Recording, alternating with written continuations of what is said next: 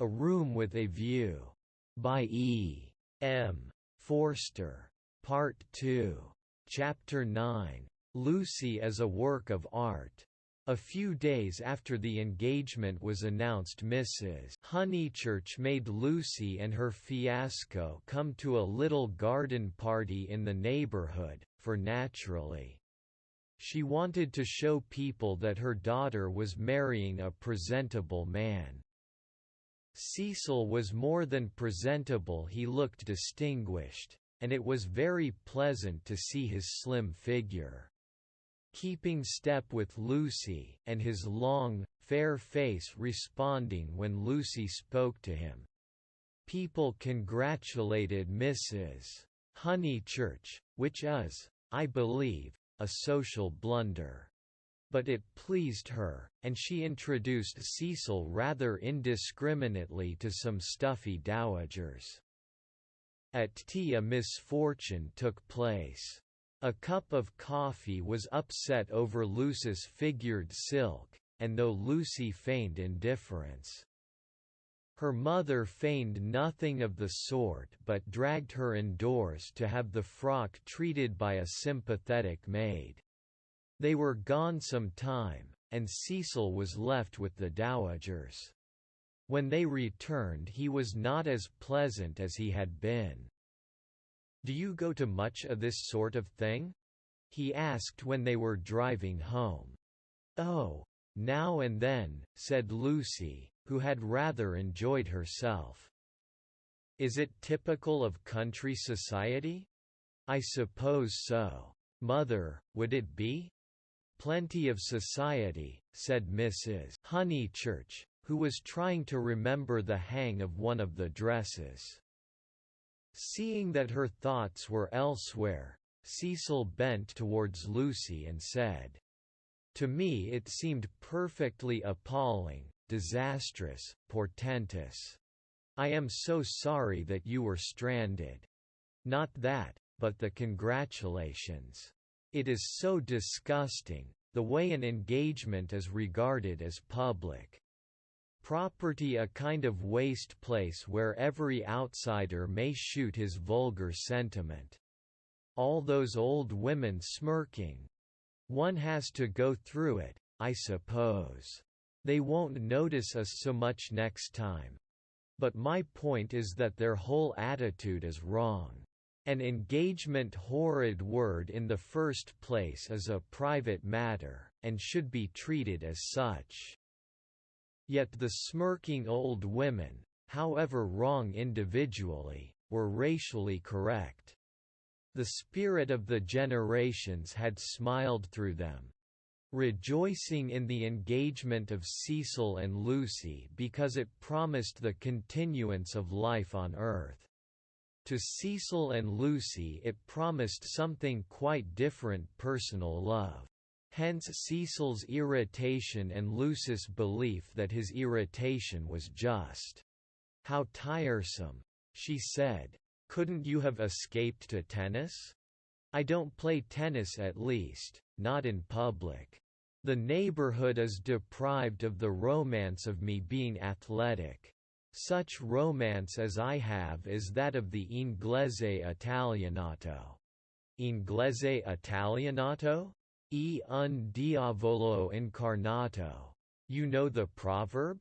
She did not. Nor did it seem applicable to a young man who had spent a quiet winter in Rome with his mother.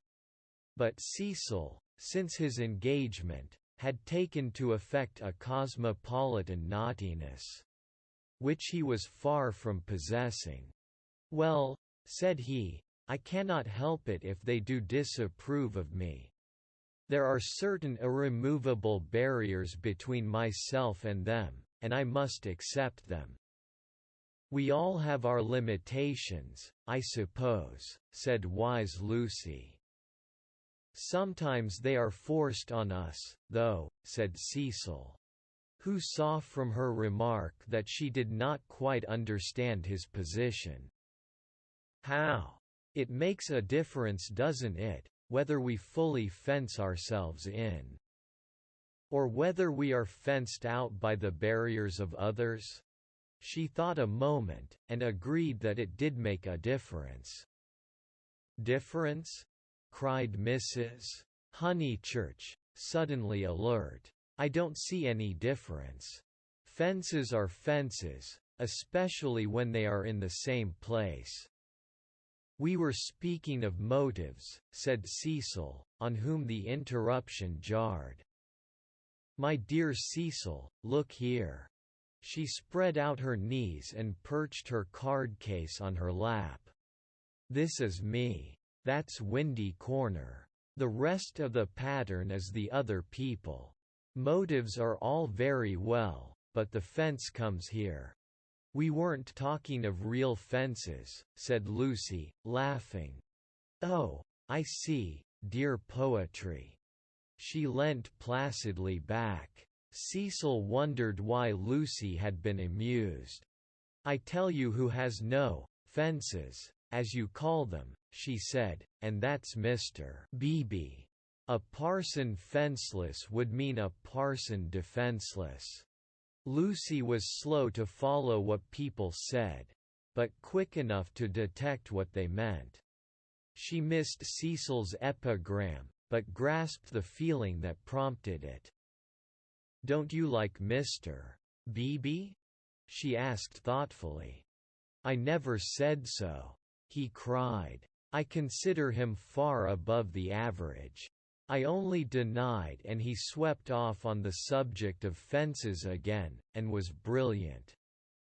Now, a clergyman that I do hate," said she, wanting to say something sympathetic.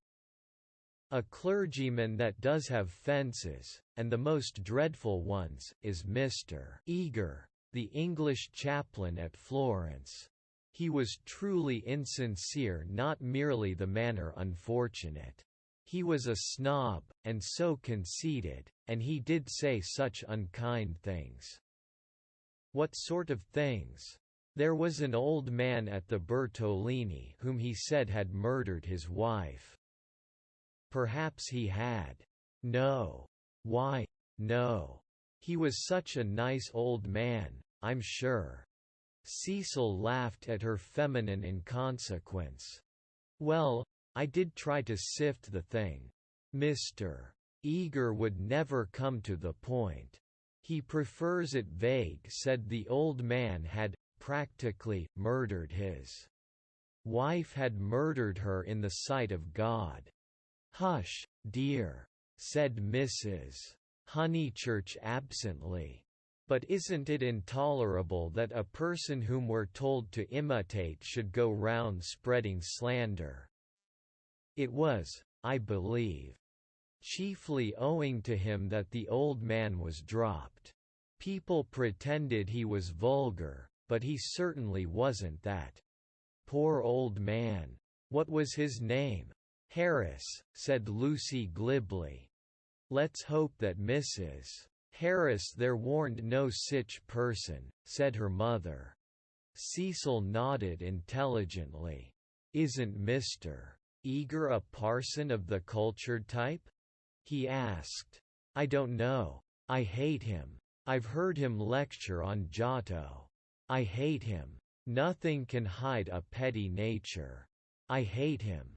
"My goodness gracious me, child," said Mrs. Honeychurch. "You'll blow my head off. Whatever is there to shout over? I forbid you and Cecil to hate any more clergymen."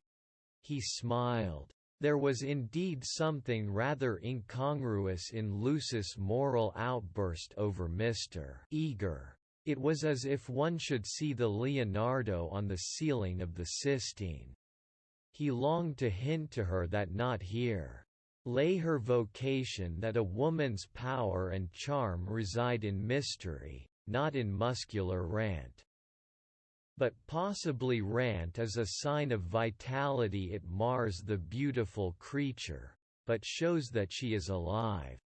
After a moment, he contemplated her flushed face and excited gestures with a certain approval. He forbore to repress the sources of youth.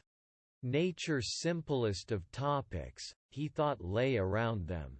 He praised the pine woods, the deep lasts of bracken, the crimson leaves that spotted the hurt bushes, the serviceable beauty of the turnpike road.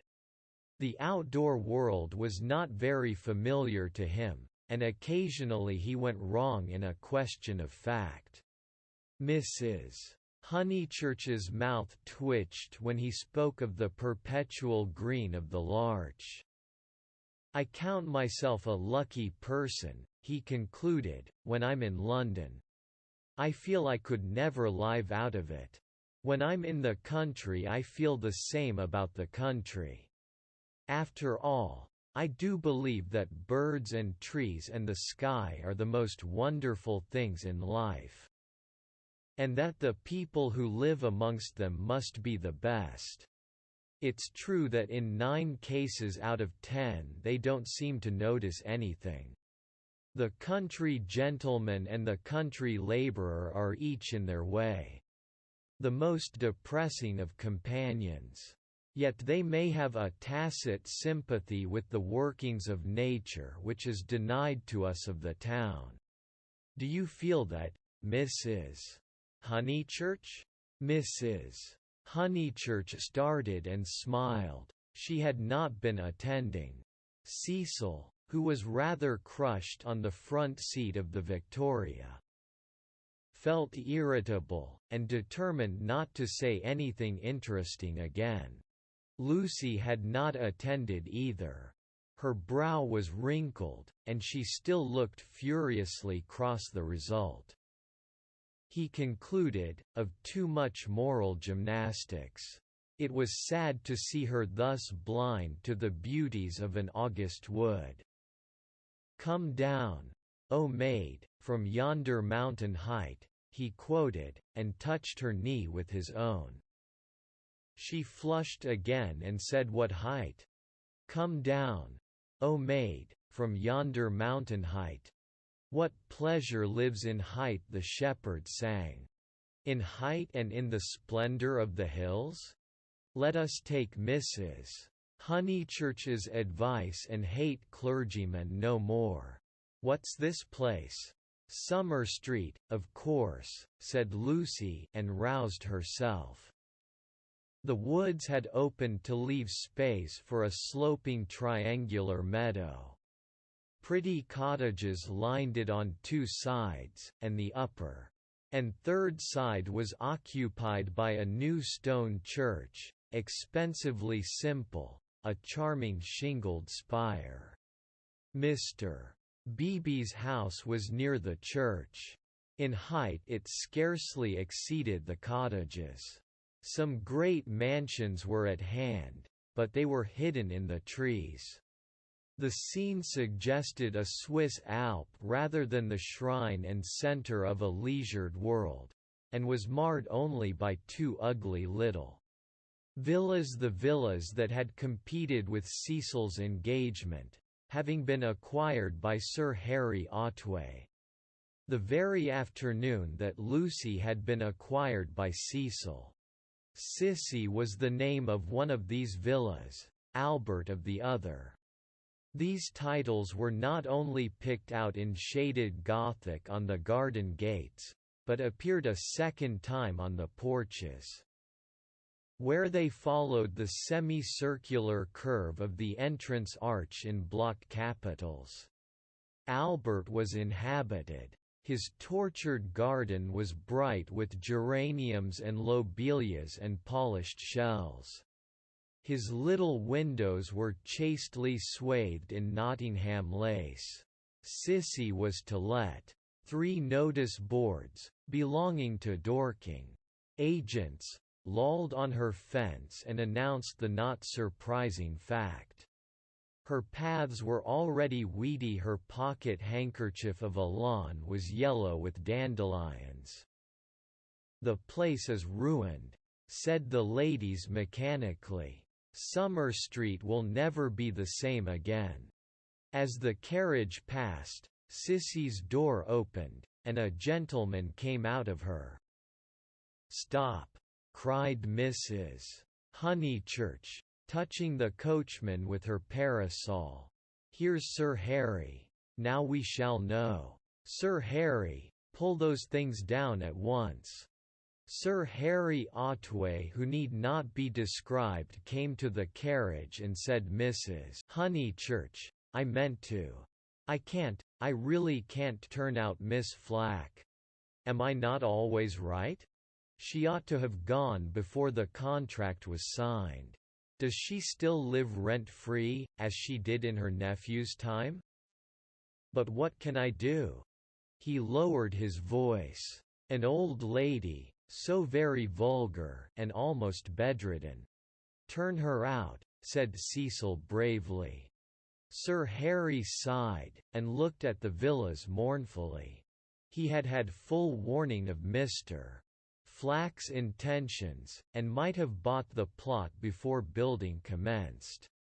But he was apathetic and dilatory. He had known Summer Street for so many years that he could not imagine it being spoilt. Not till Mrs. Flack had laid the foundation stone, and the apparition of red and cream brick began to rise, did he take alarm.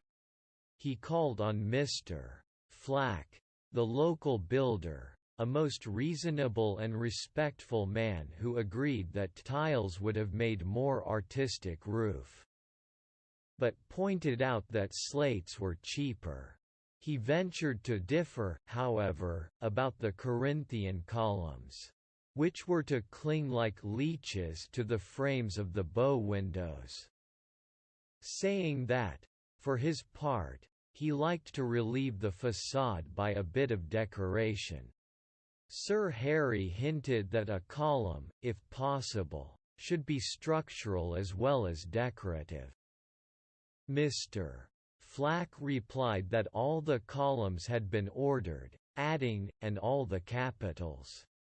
Different, one with dragons in the foliage, another approaching to the Ionian style, another introducing Mrs. Flack's initials, every one different. For he had read his Ruskin. He built his villas according to his desire. And not until he had inserted an immovable ant into one of them did Sir Harry buy. This futile and unprofitable transaction filled the night with sadness as he leant on Mrs. Honeychurch's carriage. He had failed in his duties to the countryside, and the countryside was laughing at him as well. He had spent money, and yet Summer Street was spoilt as much as ever. All he could do now was to find a desirable tenant for Sissy, someone really desirable. "The rent is absurdly low," he told them, "and perhaps I am an easy landlord. But it is such an awkward size. It is too large for the peasant class and too small for anyone the least like ourselves." Cecil had been hesitating whether he should despise the villas, or despise Sir Harry for despising them. The latter impulse seemed the more fruitful. "You ought to find a tenant at once," he said maliciously. "It would be a perfect paradise for a bank clerk." "Exactly," said Sir Harry excitedly. "That is exactly what I fear, Mr. Vyse. It will attract the wrong type of people. The train service has improved a fatal improvement, to my mind. And what are 5 miles from a station in these days of bicycles?"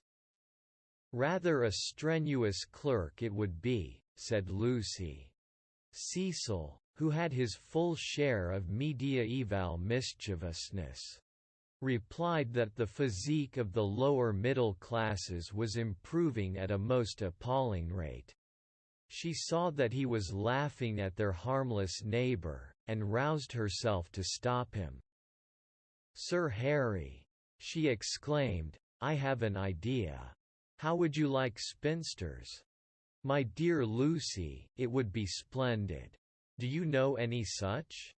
"Yes, I met them abroad." "Gentlewomen?" he asked tentatively. "Yes, indeed, and at the present moment homeless. I heard from them last week, Miss Teresa and Miss Catherine Allen. I'm really not joking. They are quite the right people. Mr. Beebe knows them, too. May I tell them to write to you? Indeed you may, he cried. Here we are with the difficulty solved already. How delightful it is. Extra facilities. Please tell them they shall have extra facilities, for I shall have no agents' fees. Oh, the agents! The appalling people! They have sent me. One woman, when I wrote a tactful letter, asking her to explain her social position to me, replied that she would pay the rent in advance. As if one cares about that.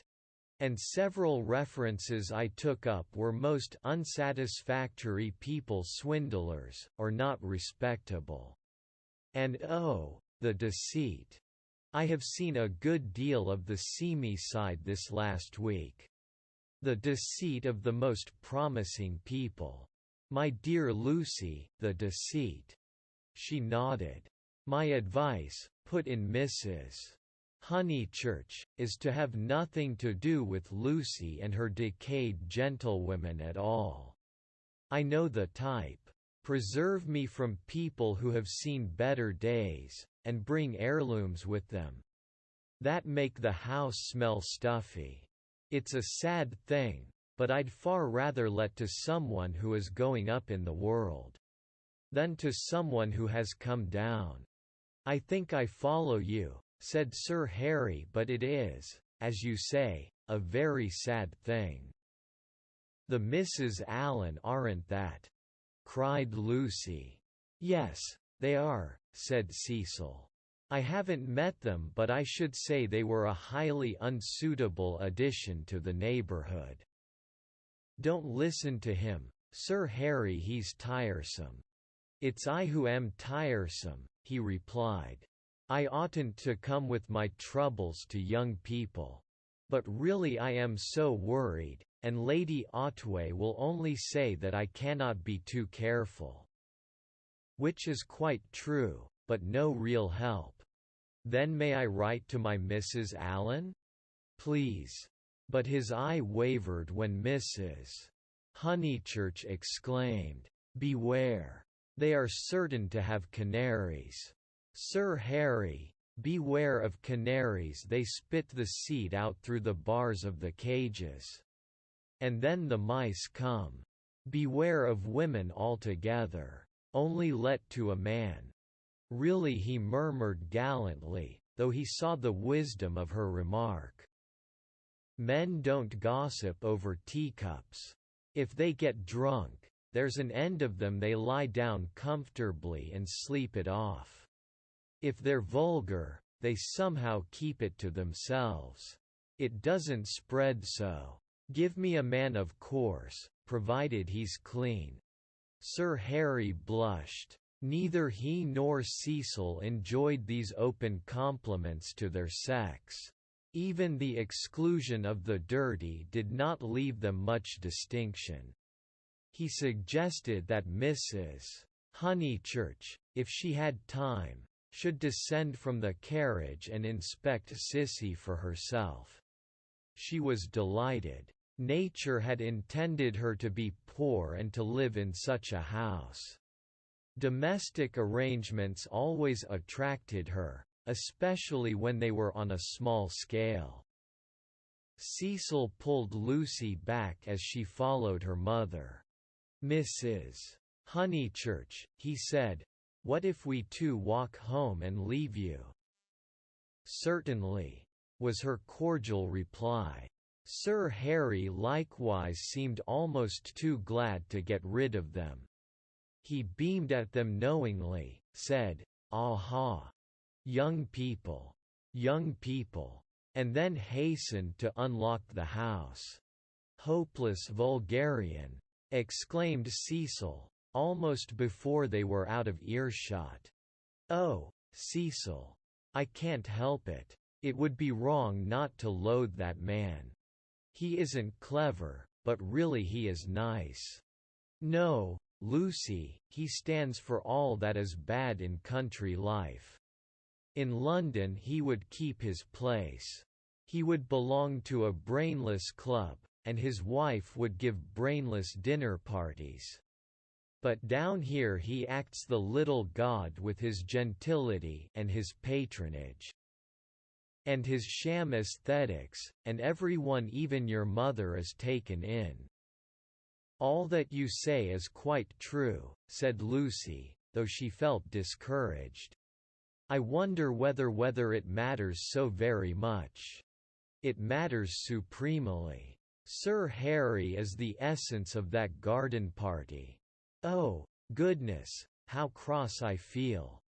How I do hope he'll get some vulgar tenant in that villa, some woman so really vulgar that he'll notice it.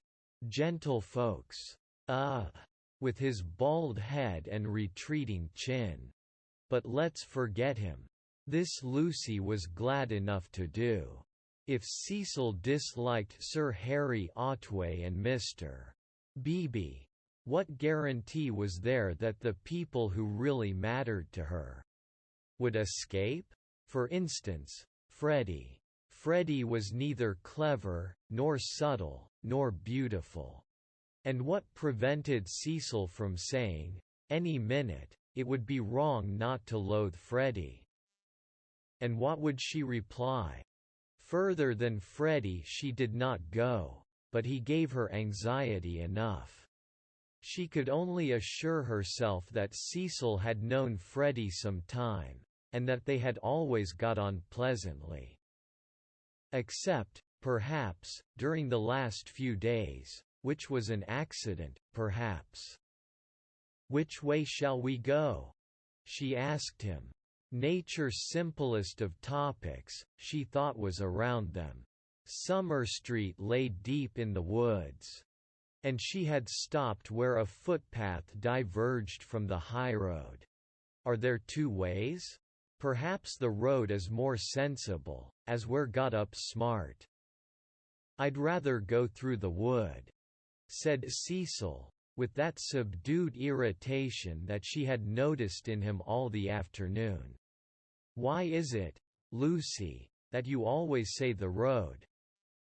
Do you know that you have never once been with me in the fields or the wood since we were engaged? Haven't I? The wood, then, said Lucy, startled at his queerness.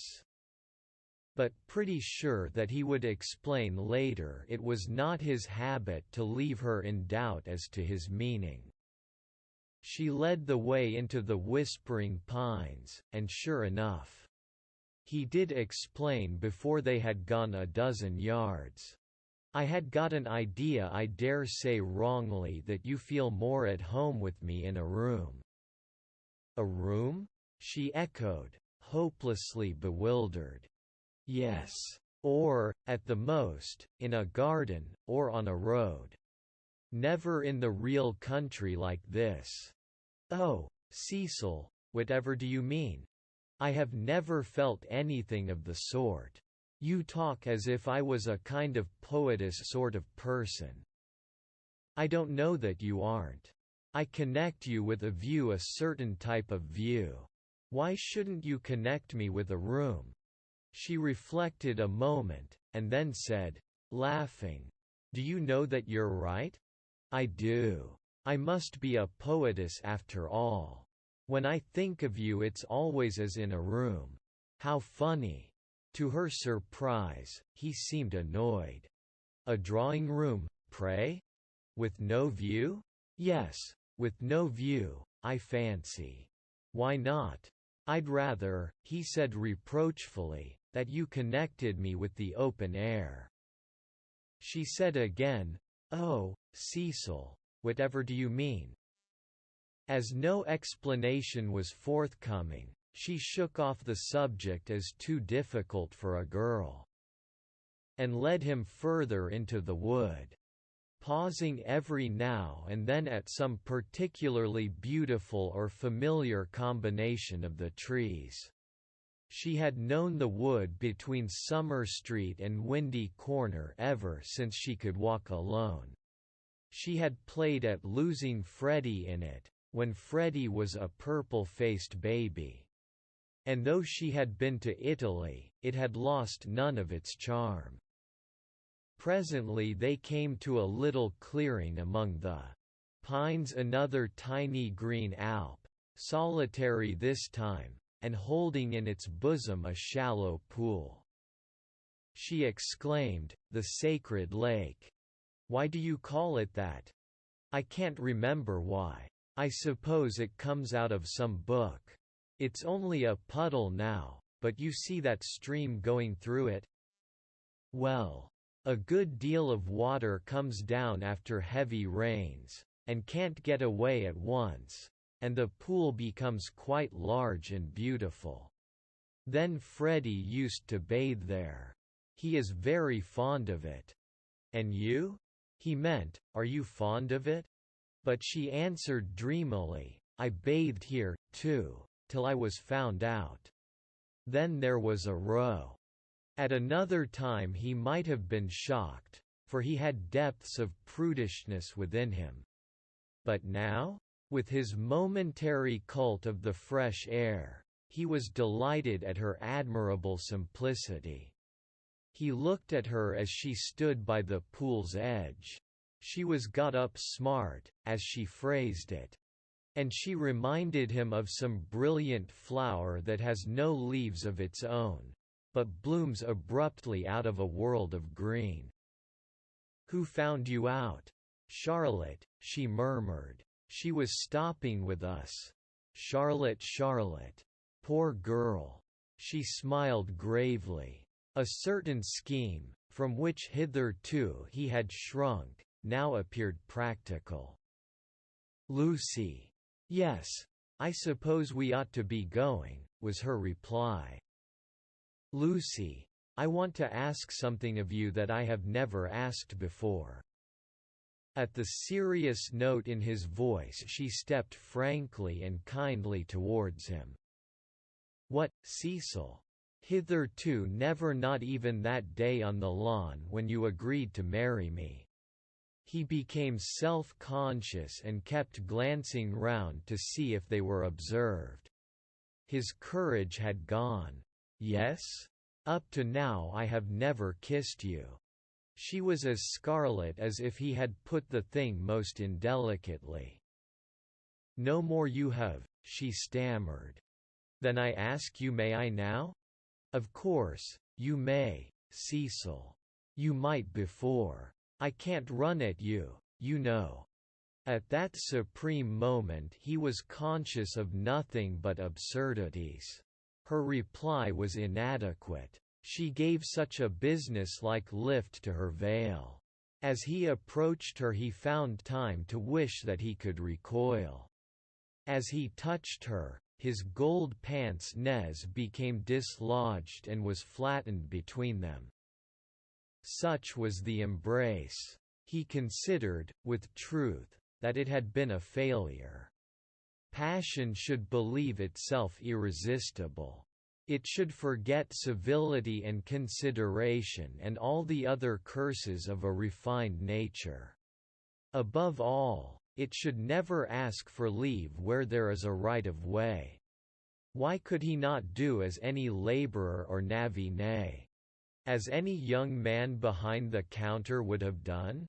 He recast the scene. Lucy was standing flower-like by the water. He rushed up and took her in his arms. She rebuked him, permitted him and revered him ever after for his manliness. For he believed that women revere men for their manliness. They left the pool in silence, after this one salutation. He waited for her to make some remark which should show him her inmost thoughts. At last she spoke, and with fitting gravity. Emerson was the name, not Harris. What name? The old man's. What old man? That old man I told you about. The one Mr. Eager was so unkind to.